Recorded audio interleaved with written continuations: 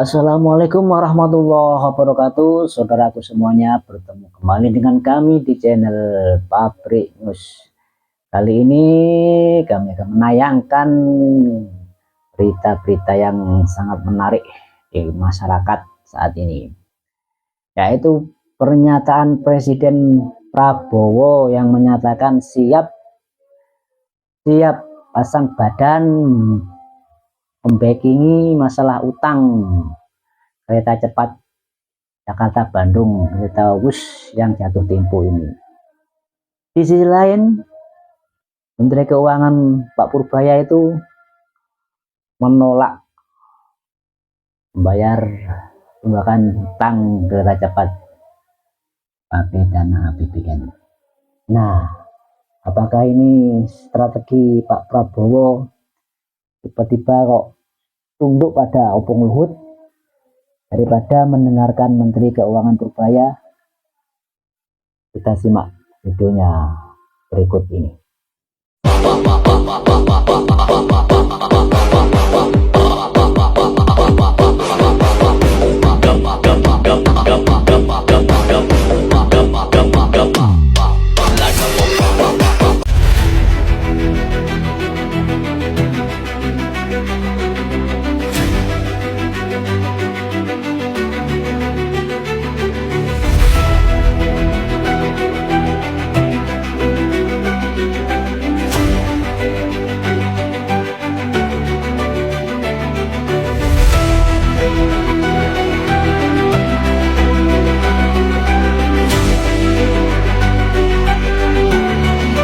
Bayangkan ini, seorang menteri diserang habis-habisan oleh elit politik. Dan tiba-tiba seorang pemimpin turun tangan mengambil alih semua risiko. Apa yang dilakukan Prabowo? Kenapa langkah ini bisa menentukan masa depan kedaulatan Indonesia? Kita akan membahas bagaimana Prabowo menyelamatkan Menko Purbaya dari tekanan politik, mengambil alih isu WUS yang sensitif, dan mengapa langkah ini jadi contoh nyata kepemimpinan sejati di tengah badai politik. Ternyata Menko Purbaya memang diselamatkan oleh Prabowo kali ini. Diselamatkan dari siapa? Dari gempuran elit-elit politik yang seolah berebut kursi, tapi lupa pada arah bangsa. Ya, ini bukan gosip, bukan juga spekulasi. Ini fakta politik yang sudah jadi bahan obrolan di lingkar kekuasaan. Ceritanya begini. Purbaya sedang jadi sasaran tembak, dikeroyok dari berbagai arah. Ada yang nyindir lewat media, ada yang menegur terang-terangan di rapat, ada yang berpura-pura peduli, tapi sebenarnya ingin menjatuhkan. Nama-nama besar muncul, bahkan beberapa kepala daerah ikut bersuara. Intinya semua seolah sepakat menjadikan Purbaya kambing hitam. Dan semuanya bermula dari satu kata, WUS. Masalahnya bukan sekadar utang, tapi siapa yang berani bilang tidak pada tekanan besar di balik proyek raksasa itu. Purbaya berani, ia tegas. Saya tidak mau bertanggung jawab atas utang WUS. Dan disinilah badai mulai datang. Tapi justru di tengah badai itulah Prabowo muncul. Tidak dengan teriak, tidak dengan drama, tapi dengan satu kalimat yang langsung membungkam semua. Saya tanggung jawab. Ini tanggung jawab Presiden Republik Indonesia. Kalimat itu sederhana, tapi efeknya luar biasa. Ia memotong arah serangan, menahan gelombang politik, dan menarik garis tegas. Jangan ganggu menteri saya. Ini bukan sekadar pembelaan, ini perisai. Dan begitulah seorang pemimpin sejati bergerak tanpa banyak bicara, tapi langkahnya menutup semua ruang intrik. Prabowo tahu isu WUS ini bukan cuma soal angka triliunan. Di balik itu ada risiko kedaulatan, ada potensi jebakan kontrak yang bisa menjerat negara seperti yang pernah menimpa Sri Lanka.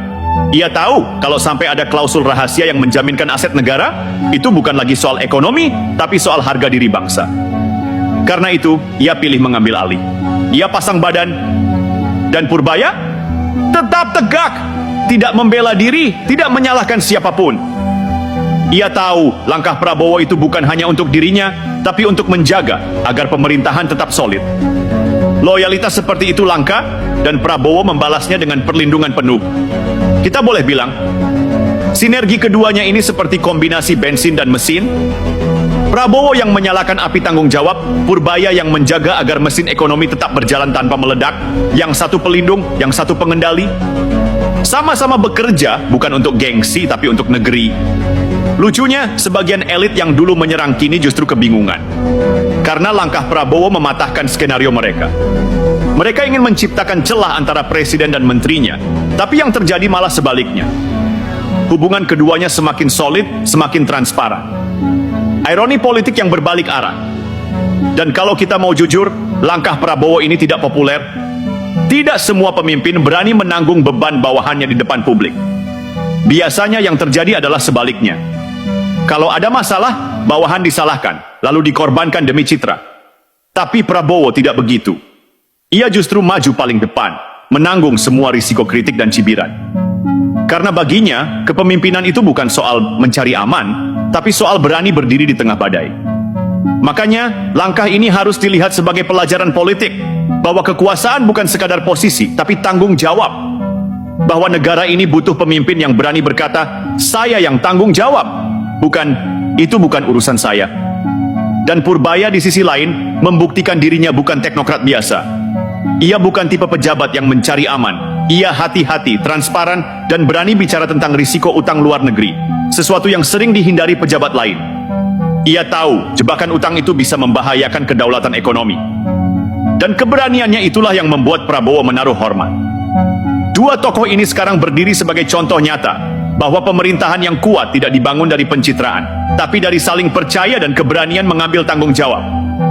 Prabowo melindungi, Purbaya bekerja dengan jujur. Prabowo bicara tegas, Purbaya berpikir dalam, dan keduanya sama-sama menaruh Indonesia di atas segalanya. Langkah Prabowo ini, kalau mau jujur, bukan manuver politik. Ini langkah kenegaraan. Karena kalau politikus lain mungkin sibuk mencari siapa yang bisa disalahkan, Prabowo justru mencari siapa yang harus diselamatkan. Demi bangsa, bukan demi partai. Dan disitulah letak ironi yang indah. Di tengah dunia politik yang sering penuh sandiwara, masih ada pemimpin yang memilih jadi perisai, bukan pemeran utama. Jadi Prabowo tidak usah khawatir, Mus, saya tanggung jawab. Jangan lupa, ini bukan uang nenek moyang lo, ya kan? Ini uang rakyat. Dari mana uang itu?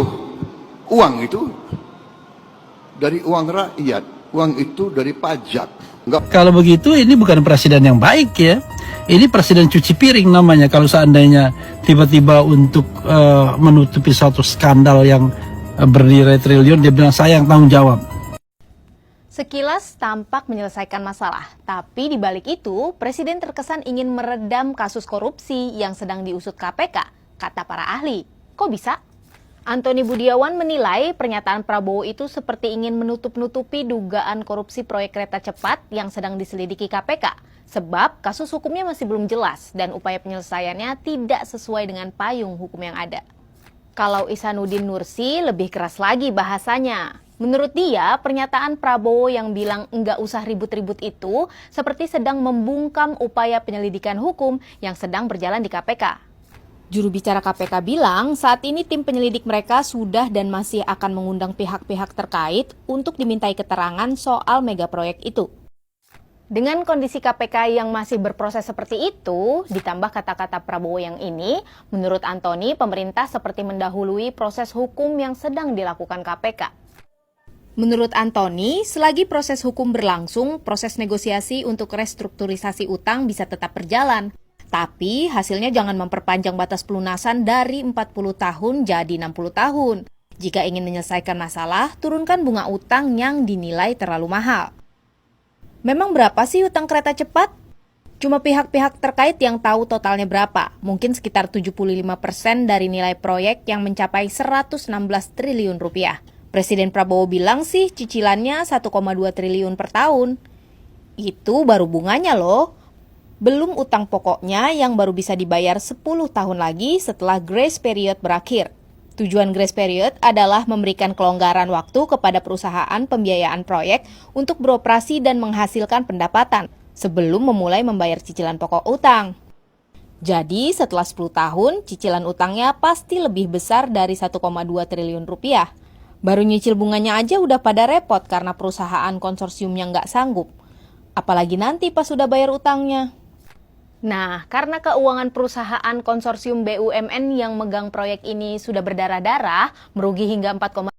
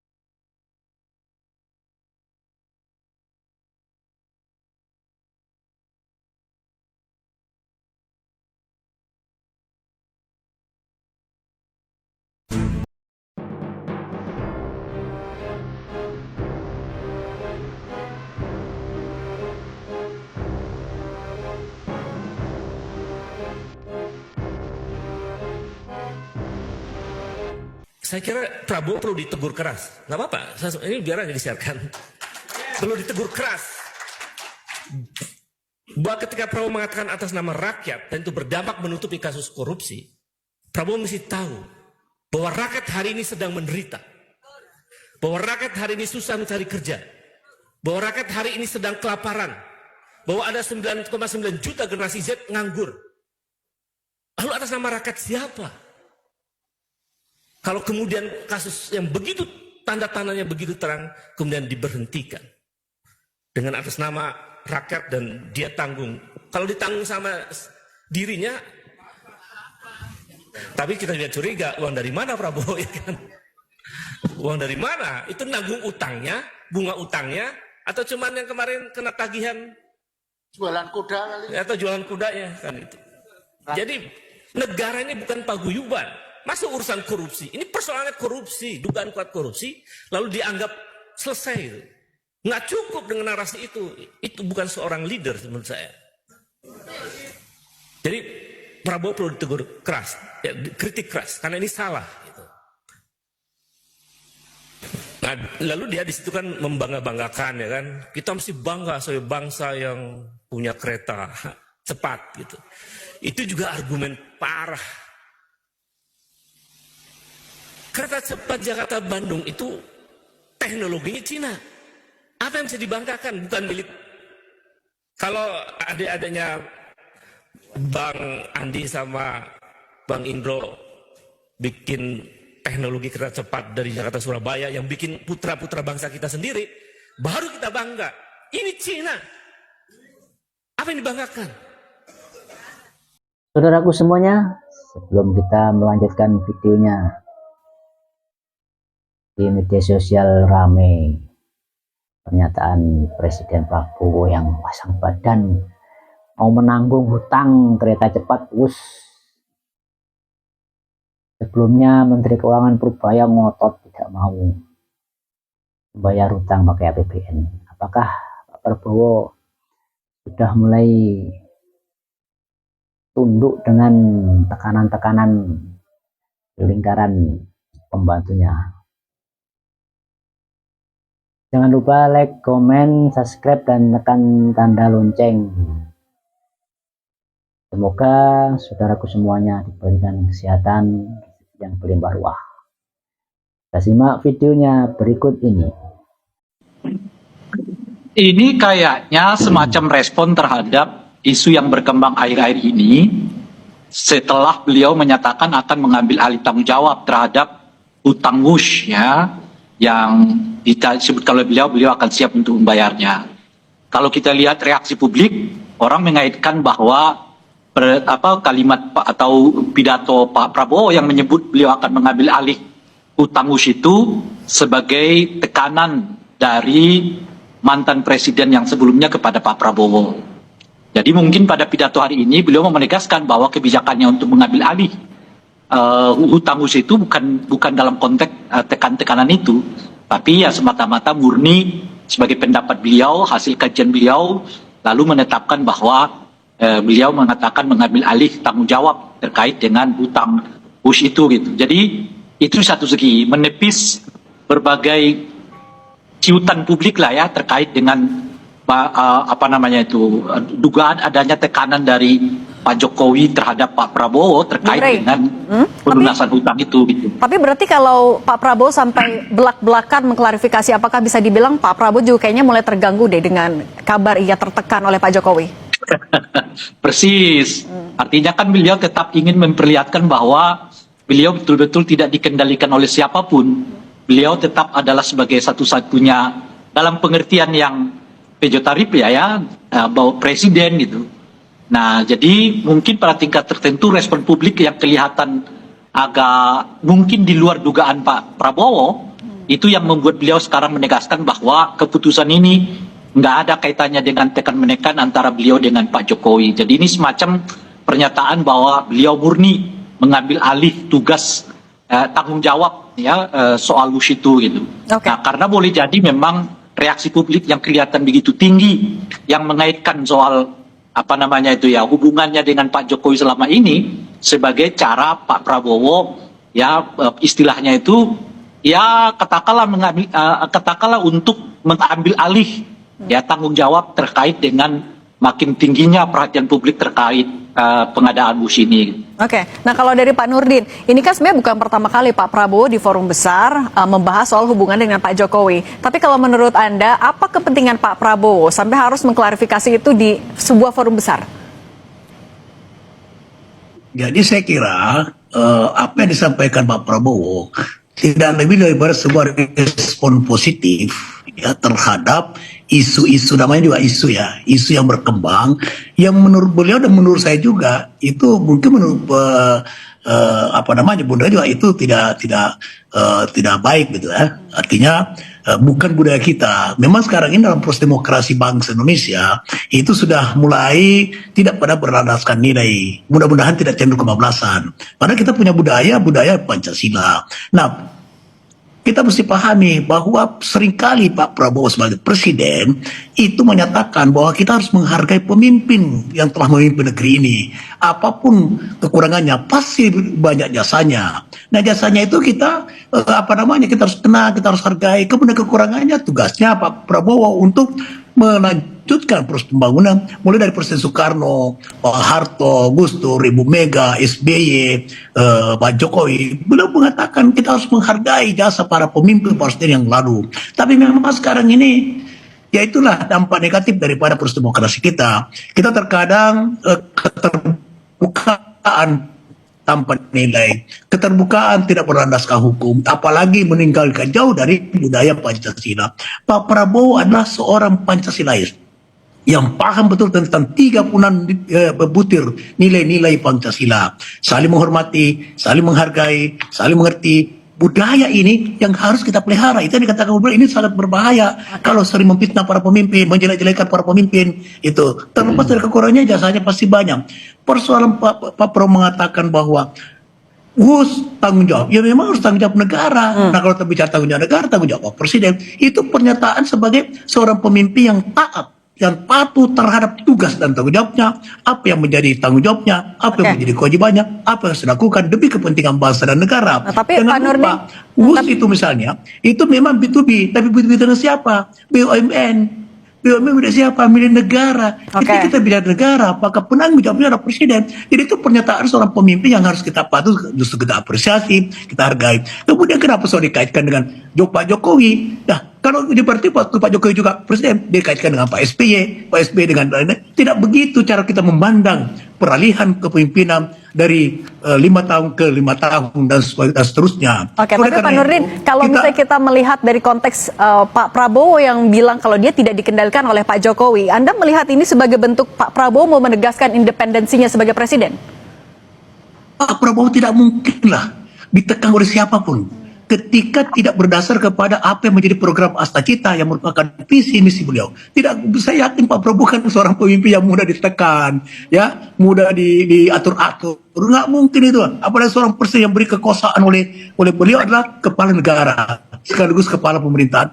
Itu tidak masuk di akal kalau ada orang mengatakan bahwa Pak Prabowo ditekan-tekan oleh Pak Jokowi atau siapapun. Nggak mungkin itu. Itu sangat sebuah pendapat yang tidak faktual, tidak punya dasar yang rasional itu. Oleh karena itu marilah kita mencerahkan rakyat. Jangan para pemimpin, teman-teman para pencinta demokrasi, rakyat yang cinta demokrasi, jangan kita tidak mencerah sebuah pernyataan yang tidak mencerahkan daripada demokrasi rakyat. Dan yang paling penting adalah mari kita melaksanakan demokrasi dengan tetap berlandaskan nilai budaya bangsa kita. Oke, tapi kalau dari Bung Rey melihatnya memang Pak Prabowo sekarang sudah independen sebagai seorang presiden, tidak ada bayang-bayang Pak Jokowi atau masih ada tarik-menarik kepentingan politik? Iya, kalau kita ikuti alur berpikirnya Pak Nurdin ya, memang Pak Prabowo itu boleh dibilang tidak lagi terkait dengan Pak Jokowi gitu. Beliau independen, itu alur berpikirnya. Makanya persis seperti yang berulang kali saya sebut, hubungan Pak Prabowo dengan Jokowi itu sebetulnya retak. Meskipun berulang-ulang kali disebutkan oleh Pak Prabowo bahwa beliau baik-baik saja hubungannya dengan Pak Jokowi gitu. Tapi itu tentu saja sebagai hubungan pertemanan ya. Sebab hubungan baik itu kan banyak ragam-ragamnya. Saya dengan Pak Nurdin banyak berbeda tapi juga tetap berteman baik gitu. Jadi ada teman kongko-kongko, ada teman ngopi-ngopi, ada teman bisnis, ada teman macam-macam, tapi belum tentu itu teman politik. Nah, Pak Prabowo kelihatan mau menegaskan hubungan saya dengan Pak Jokowi itu hopeng kok gitu ya. Ya, hubungan manusia dengan manusia, ya presiden dengan mantan presiden ya. Tapi hubungan politik belum tentu. Nah, itulah mengapa pandangan tadi yang disebutkan oleh Pak Nurdin bahwa Pak Presiden Prabowo itu murni berdiri di atas kakinya, iya gitu. Artinya hubungan Pak Prabowo dengan Pak Jokowi itu belum tentu melekat. Boleh jadi itu retak gitu, tetapi di dalam dunia politik ini ya kan harus ada yang disebut dengan tarik ulur. Kadang-kadang kita ulur, kadang-kadang kita tarik. Nah, karena bagaimanapun Pak Jokowi tetap penting bagi kekuasaan Pak Prabowo, sehingga nggak mungkin akan dilepas begitu saja. Itu yang saya istilahkan itu diretakkan, tapi tidak dibelah. Tapi contoh tadi keretakan politiknya itu gimana, Bung Rey? Maksudnya, contoh tadi kan sebetulnya kan cara melihatnya itu adalah bukan dari aspek kata-kata. Kan kalau Pak Prabowo itu kan selalu melihat menjelaskan dengan ribut saya hopeng kok dengan Pak Jokowi, kadang-kadang ngopi-ngopi ya kan, ngopi-ngopi kan teman ngopi kan oke-oke aja kira-kira gitu ya. Nah, harus dilihat dari soal seberapa besar peranan politik yang diberikan kepada keluarga Pak Jokowi. Dalam hal ini misalnya Gibran, dalam hal ini misalnya Pak Prabowo gitu.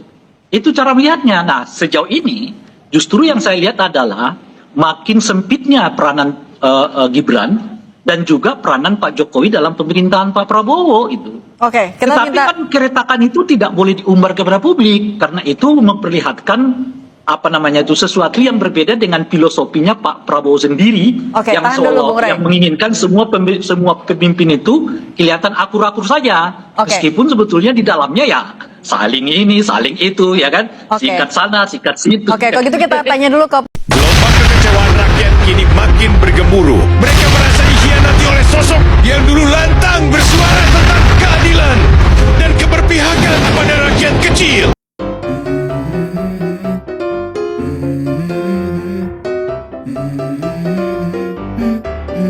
Let's go. I wake up to a little bit of drool on my pillow, feel like it's gonna be a bad day. Yeah, I'm tired of shit, and the coffee ain't hit yet, damn, ain't that great. I don't wanna go to work, cause my boss is a jerk, and I'm not even that paid.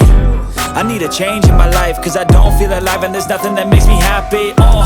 Hold my beer for a minute, I'm about to quit my job, cash in for a ticket. I'm going on a trip, and I don't plan to visit. I'm gonna stay there till I feel like I'm winning, and this is just the beginning. I need a big change, help me feel like living. I need a big swing, home runs I'm hitting, and I'll never look back, moving on till I get it all. And we all got dreams, we all want things, but what you gonna do for it? How you gonna move for it? What you gonna be? And do you believe we can do anything? And what you gonna do for it? How you gonna move for it? What you gonna be? Dalam arus busuk kekuasaan, sudah saatnya rakyat dan mahasiswa kembali bersatu, turun ke jalan menuntut perubahan sejati. Hidup mahasiswa, hidup rakyat Indonesia. Demi keadilan dan kesejahteraan bangsa, kita tidak boleh diam. Pokoknya nggak ada masalah. Sudahlah, saya sudah katakan Presiden Republik Indonesia yang ambil alih tanggung jawab. Jadi nggak usah ribut. Kita mampu dan kita kuat. Duitnya ada. Duit yang tadinya dikorupsi saya hemat. Nggak saya kasih kesempatan. Saya siap bertanggung jawab. Bertanggung jawab dari segi apa, Bapak? Bertanggung jawab hanya dengan omongan. Tapi tetap negara harus terbebani oleh utang yang nilainya puluhan triliun. Tapi tidak dinikmati semua rakyat Indonesia. Dan tidak begitu besar manfaatnya kepada rakyat. Kecewa. Bapak Prabowo pasang badan, kita kuat, kita banyak uang. Kalau banyak uang kenapa berutang? Sejak Presiden Prabowo menyampaikan pidato bahwa beliau itu pasang badan dalam soal utang WUS itu, banyak sekali kekecewaan terhadap Presiden Prabowo. Bahkan ini meme-nya banyak sekali yang beredar di media sosial. Tapi saya yakin nggak sampai kepada Pak Prabowo, karena Pak Prabowo kan diisolasi ya. Jadi mungkin apa yang sampai kepada Presiden itu ya apa yang akan disampaikan oleh timnya. Saya kira bagus karena banyak sekali meme-nya itu saya nggak pantas lah untuk menampilkan meme-nya. Ada beberapa yang seperti ini. Nah ini kalau ya begini kita anggap lucu-lucuan aja. Tapi banyak sekali yang juga nggak etis gitu terhadap Pak Prabowo. Ini menunjukkan kemarahan publik terhadap Pak Prabowo. Tapi ada bagusnya, nggak sampai ke Pak Prabowo, tapi ada buruknya. Karena buruknya ya berarti Pak Prabowo tidak tahu bagaimana respon publik terhadap keputusan Pak Prabowo pasang badan untuk mengambil alih utang mus yang dibuat oleh Pak Jokowi itu. Nah, saya juga terkejut karena ini sahabat saya ya. Anda sering juga lihat video-video beliau wawancara dengan saya yang selama ini selalu meyakinkan publik bahwa kita itu punya harapan besar terhadap Pak Prabowo. Ini adalah rezim yang berbeda dengan Pak Jokowi. Tapi saya jadi lemes ketika kemarin videonya beredar luas. Ini manusia Merdeka Said itu tiba-tiba dia sendiri juga mulai meragukan keyakinan dia selama ini yang mencoba meyakinkan banyak orang gitu. Walaupun dia sendiri menyatakan saya sudah banyak yang mengingatkan saya, menegur saya bahwa udahlah sama aja Pak Prabowo dengan Pak Jokowi. Saya siap bertanggung jawab dari segi apa Bapak? Bertanggung jawab hanya dengan omongan, tapi tetap negara harus terbebani oleh utang yang nilainya puluhan triliun, tapi tidak dinikmati semua rakyat Indonesia dan tidak begitu besar manfaatnya kepada rakyat. Kecewa. Bapak Prabowo pasang badan, kita kuat, kita banyak uang. Kalau banyak uang kenapa berutang? Tak usah khawatir ribut-ribut. Was saya yang tanggung jawab. Oke Pak Presiden, kalau kereta api cepat itu anggarannya belum jelas dan banyak dikorupsi, dengan uang siapa Anda bertanggung jawab? Kalau dengan uang rakyat kami tidak sudi karena juntrungnya dana anggaran untuk kereta api WOS itu belum jelas. Jelaskan dulu atau audit dulu dan investigasi dulu anggarannya, baru jelas kawan-kawan ya, baru kami rela. Kalau banyak dikorupsi, cari dulu kemana uang itu dibawa ya. Karena seperti Pak Prof Mahfud MD bilang, banyak anggarannya yang dicuri atau dikorupsi Pak Presiden. Itu dari kami ya. Kalau mungkin dari uang pribadi Bapak, itu silakan. Kami tidak akan mempertanggungjawabkan. Terima kasih.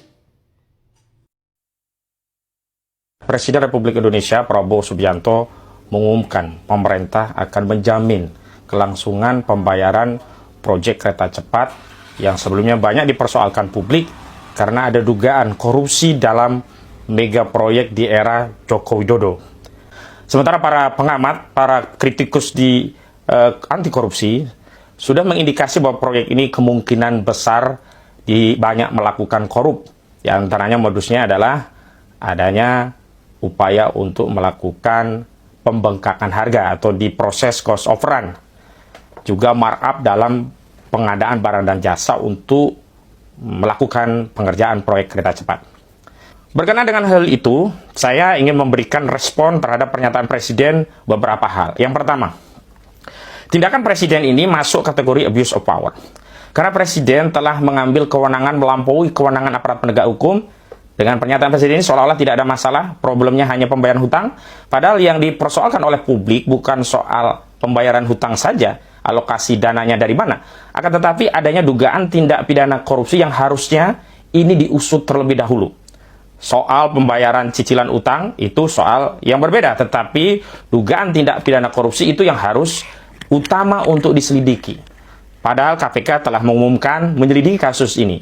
Sehingga tindakan Presiden ini seolah-olah menganulir upaya penegakan hukum, aparat penegak hukum untuk mengungkap kasus ini. Dengan demikian kita bisa simpulkan bahwa Presiden pasang badan untuk proyek kereta cepat WUS di era Jokowi. Dan dengan demikian Presiden telah mengabaikan asas-asas rule of law atau negara hukum, di mana berkaitan dengan kasus yang sedang dilakukan penyelidikan, kekuasaan eksekutif tidak boleh ikut campur, apalagi mengambil peran pasang badan. Dan dengan demikian itu akan menyebabkan secara psikologi aparat penegak hukum tidak akan berani menyelidiki kasus ini. Dan kuat dugaan saya, sebentar lagi KPK juga akan mengumumkan penyelidikan kasus ini dihentikan karena tidak ditemukan unsur tindak pidana korupsi. KPK fokus di proses hukumnya terkait dengan pengadaannya. Ya, kita fokusnya di situ. Kita dalam proses penyelidikan ini tentu KPK fokus untuk menemukan dugaan peristiwa pidananya. Kita masih di tahap itu. Artinya bisa dikatakan Pak, kalau Pak Prabowo itu kalau saya yang bertanggung jawab itu sebagai itu bentuk tuh dari itu intervensi Pak Prabowo. Ntar tuh ada amnesti lagi atau bagaimana, itu bagaimana?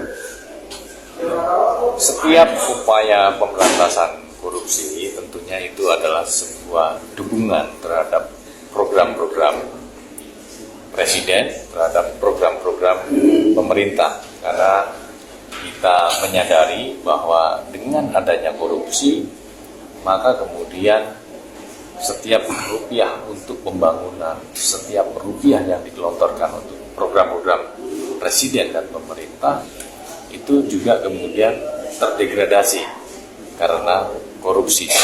Karena itu upaya-upaya yang KPK lakukan tentunya adalah untuk mendukung program-program pemerintah tersebut.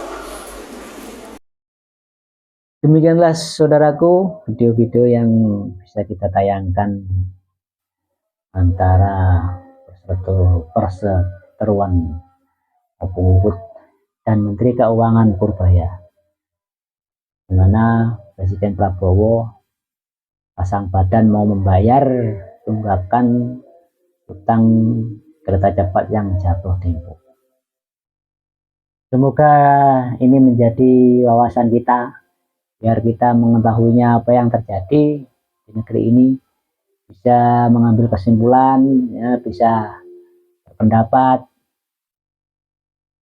untuk kelanjutan negara kita agar tetap jaya, aman, dan sentosa. Sekian, terima kasih. Wassalamualaikum warahmatullahi wabarakatuh.